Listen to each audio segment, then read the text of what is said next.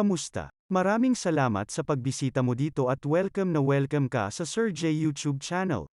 Kung bago ka lang dito sa YouTube channel ko, e-click mo na ang subscribe button at ang bell icon, para makatanggap ng notification ng mga bago kong tutorial video. Magandang gabi, muli ito ang Sir J YouTube channel para sa panibagong tutorial na alam kong makakatulong sa inyo.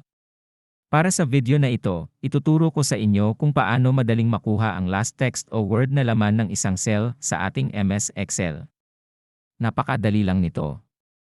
Tara umpisahan na natin. Open lang tayo ng Microsoft Excel sa ating computer. Kung maaalala nyo, may naka-ready na kong sample data, at ito ang gagamitin ko sa tutorial na ito.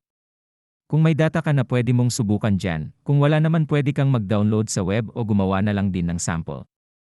Itong full name na column ang gagamitin kong example. Kukunin natin yung last name o surname gamit ang formula dito sa Excel. Mag-add tayo ng another column sa tabi ng full name at lagyan natin ng header na last name. Sa column na ito natin ililipat yung last name or last word. Umpisahan na natin ang paglagay ng formula. Gagamit tayo ng formula na trim, right, len, rep, at substitute. I-explain ko rin sa inyo kung ano ang gamit ng mga function na ito. Una, i-type ang equals tapos trim. Sabi dito, it removes all spaces from a text string except for single spaces between words. Sa Filipino o Tagalog, tatanggalin ng trim function ang lahat ng space sa isang text string o group of word.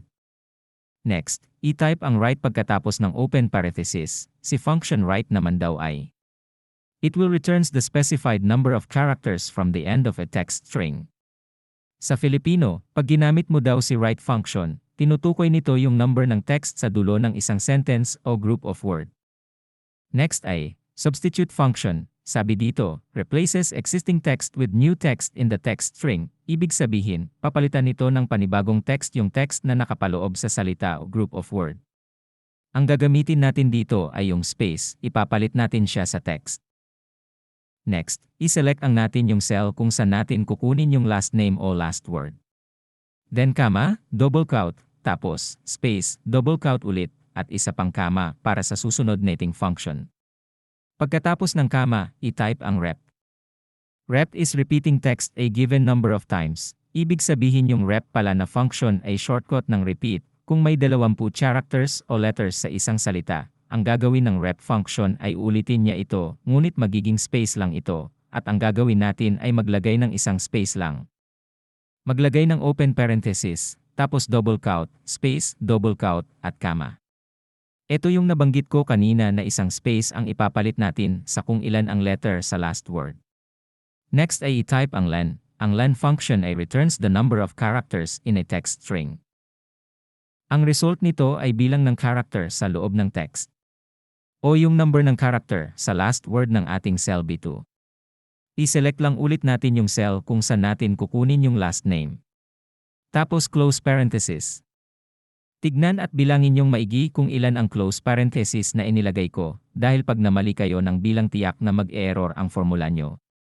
Bale 3 ang close parenthesis ko, yung una para i-close si len function, yung pangalawa para naman sa rep, at yung pangatlo naman ay sa substitute function. Next maglagay ng comma, at len function ulit, at i-select lang ulit natin yung B2 o yung cell kung saan kukunin ang last name, tapos 3 close parenthesis ulit, para i-close na natin yung bagong len function hanggang sa trim function. Tandaan, bawat open parenthesis ay dapat may close parenthesis din, para ka lang din nagma-mathematical formula. Actually, tapos na tayo sa formula ng pagkuha ng last word o sa sample natin ay yon last name. Tignan na natin kung ano ang magiging resulta. Pindutin lang ang enter kung okay na ang formula nyo. And that is the result. Nakuha natin yung last word sa cell B2 o yung last name ni Penelope na Jordan. Para makuha yung sa ibang pangalan i-copy nyo lang yung formula o i-drag down o yung tinuro kong double click para lumabas din ang result o ang last name ng bawat pangalan. Madali lang di ba? Kung nag-error sa inyo, double check nyo lang yung mga parenthesis, comma, at space sa loob ng double quote. Dun na po nagtatapos ang tutorial video na ito. Naway may natutunan kayo at magamit nyo ito sa pang-araw-araw nyong gawain. Kung nagustuhan ang video na ito, I-like at mag-comment sa comment section. At kung nais mo naman makatanggap ng notification para sa mga bago kong tutorial video, mag-subscribe na, at i-on mo na rin ang notification bell. Muli ito ang inyong lingkod, Sir J ang inyong Pinoy Tech.